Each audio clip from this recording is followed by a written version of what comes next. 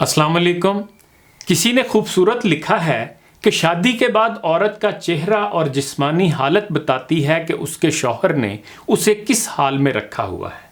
वो औरतें कभी बूढ़ी नहीं होती जिनके शौहर उन पर जान छिड़कते हैं। शादी से कबल लड़की अमूमन मुनासिब शक्ल सूरत और जिसामत की होती है और वो जो भी पहन ओढ़ ले अच्छी ही लगती है, मगर शादी के बाद शौहर की तवज्जो, मोहब्बत और इज्जत औरत के चेहरे को ऐसा निखारती है कि वो मज़ीद खूबसूरत होती चली जाती है।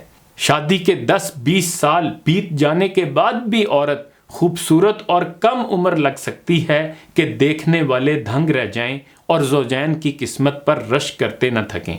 लोग हमेशा औरत को इल्ज़ाम देते हैं कि वो अपना ख्याल नहीं रखती, लेकिन जिस औरत का शौहर ही उसे इज्जत व अहमियत ना देता हो तो वो भला किसके लिए सजे संवरे। कहते हैं कि औरत को तुम जैसा कहोगे वो वैसी ही बनती चली जाएगी। उसे बदसूरत और फोड़ कहोगे तो वही बनती चली जाएगी, और अगर उसे खूबसूरत और सलीकामंद कहोगे तो वो खुद ब खुद वैसी ही बनती चली जाएगी। रसूल करीम सल्लल्लाहु अलैहि वसल्लम की एक हदीस का मफहूम ये है कि नेक और बुलंद मर्तबा लोग अपनी बीवियों की इज्जत करते हैं और पस्त ज़हनियत और नीच लोग उनकी तौहीन करते हैं।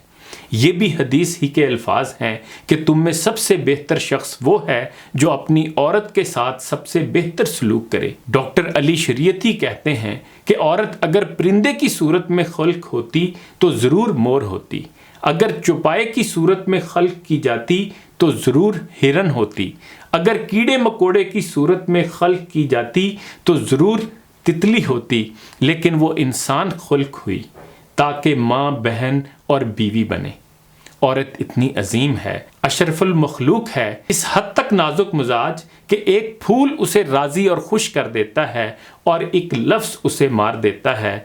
तो बस ए मर्दो, ख्याल रखो, औरत तुम्हारे दिल के नज़दीक बनाई गई है ताकि तुम अपने दिल में उसको जगह दो। हकीकत तो ये है कि औरत अपने बचपन में अपने बाप के लिए बरकत के दरवाज़े खोलती है, अपनी जवानी में अपने शौहर का ईमान कामिल करती है, और जब माँ बनती है तो जन्नत उसके कदमों तले होती है।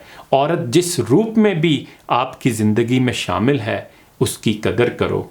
इन्हीं गुजारिशात के साथ इजाज़त चाहूँगा। अपना ख्याल रखिएगा। अल्लाह हाफ़िज़।